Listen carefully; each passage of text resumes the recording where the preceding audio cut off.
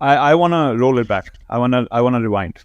I want to Yes. rewind to, David. I want to rewind to where David comes from.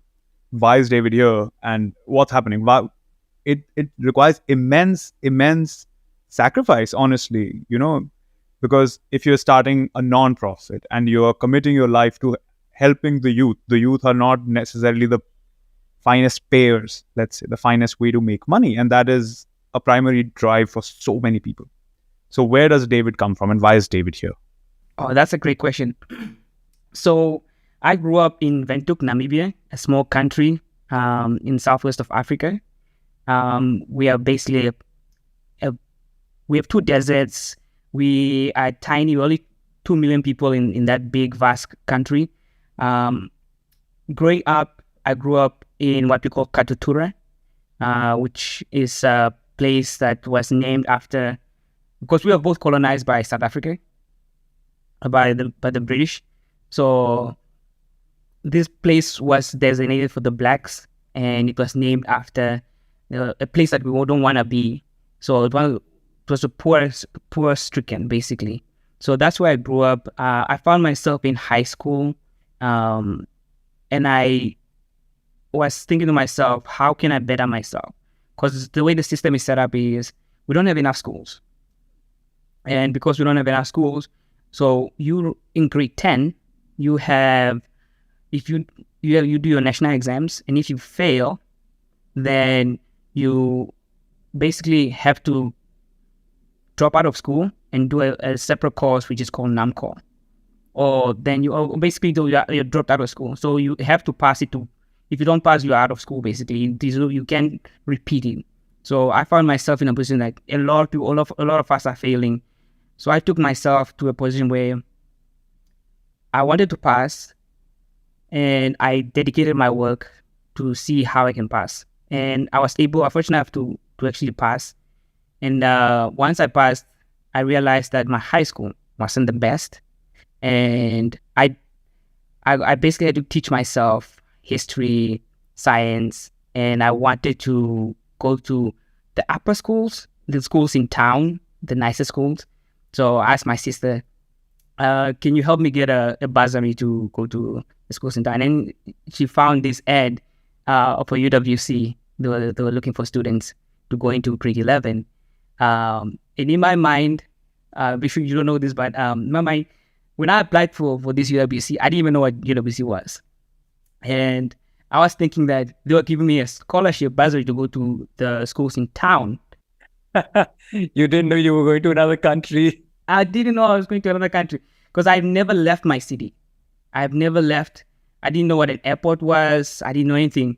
So when they were asking me questions like, oh, how do you plan on changing and helping your country?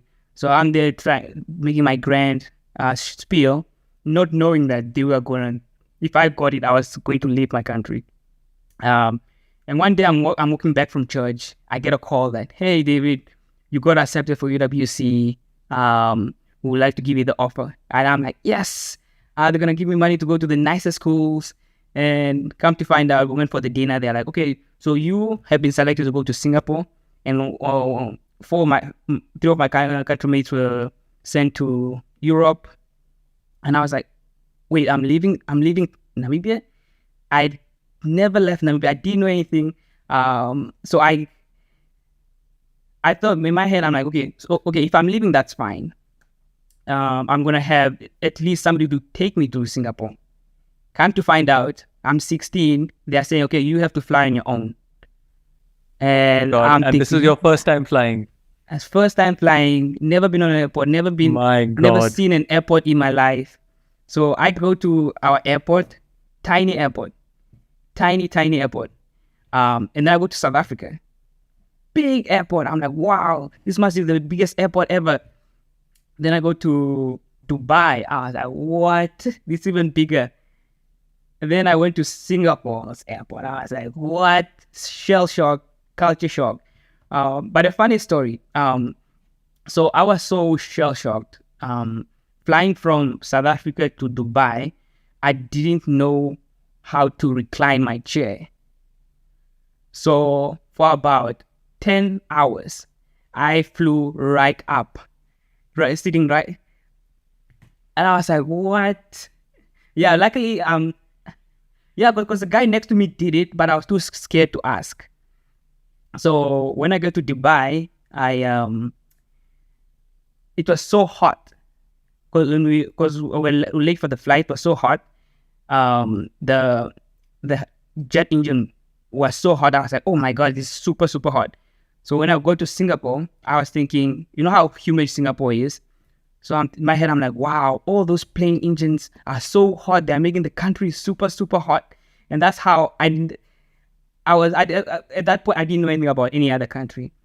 But I need to motivate myself. Again, different country, different environment.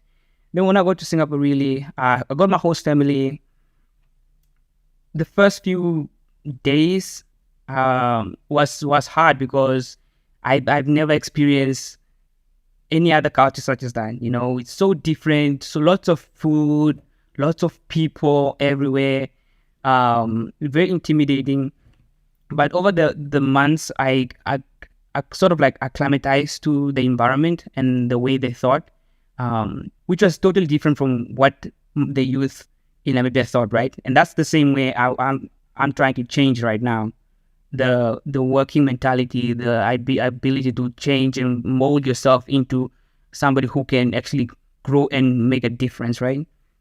So got that opportunity, studied in Singapore for a while, and then I was fortunate enough to go to the US to study my undergrad. And then once I studied my undergrad, I was fortunate enough to get my job. I did get to do my OPT. Again, my OPT was very hard because, again, as you guys know, that it's when it comes to OPT, not a lot of companies want to hire somebody just for a year. Because I didn't do science, I did business.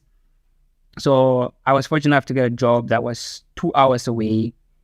It took me 2 hours to get to work and 2 hours to get back. So I took a bus, a train, a bus, and walked 2 miles to work every single day. I'll get to work before the sign is up, get to work after it has already gone down. Just because I know how important it is to grow, right? Again, as immigrants, we understand that hard work is something that's ingrained in us, and we understand the struggle. So I used to see a lot of people having cars, and I told myself, like, one day I'm gonna have my own car to transport me back and forth.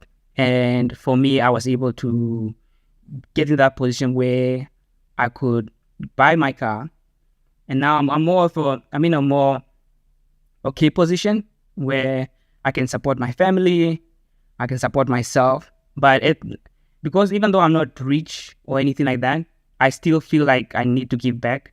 So when I did go back in 2019, because again, throughout my college year, I didn't have money to go back. So I was stuck in the US for the longest.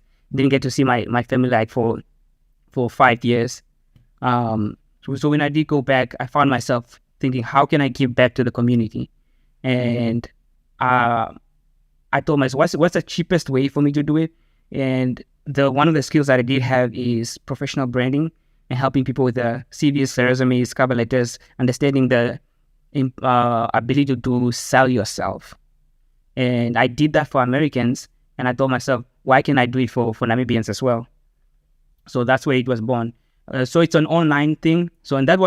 We started the organization in 2020, and that was hard because we started the nonprofit in March 2020, and that was at the beginning of COVID. So I was asking myself, well, I don't even know if I'm gonna have my job.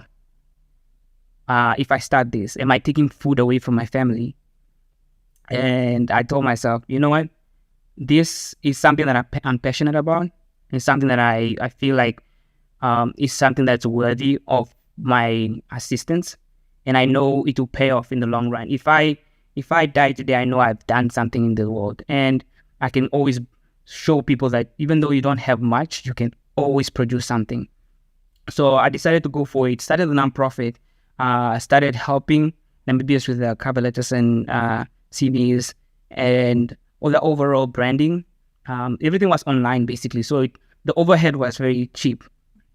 The first year we were able to raise about maybe $200.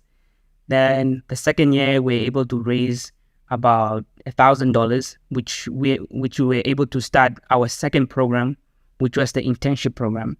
Because like I mentioned, right, unemployment is very high, and we wanted to contribute our way to help out with at least the youth unemployment. So we started the internship program to give them skills. Because certain skills that we take for granted, Microsoft, sending email etiquette, basically Excel. So some of those concepts are so far-fetched. Students pay over $2,000 at uni to learn these basic Microsoft basics, basically things that I learned in high school. So we want to present that information to them as well. So we're fortunate enough to get the Microsoft grant, and then we've got the Google grant as well. And we're using these to train and help them understand the professional space as well. So that's what the main aim. And then we're able to get assistance from NetSuite Oracle, and they provided us their accounting software. So we are implementing that into our internship program as well, so that they can learn the accounting software that's different from what they have in Namibia, right? So the accounting software that we have currently is both accounting and a CRM as well. So integrating those and helping them understand how to function and help them understand how to build an organization, basically. And then we also have sponsorship from Canva as well. And here's where we implement our marketing interns as well, so that they understand how to market, not just Facebook likes, because one thing that I learned is that a lot of people understand when they're on Facebook scrolling, but they don't understand the back end of things, how you generate those stuff, how do you keep engagement. So we're trying to help them out with that as well. So really our aim is just to create a place where they understand that they can grow. And majority of our staff as well, we always emphasize this to our participants, that our staff are free.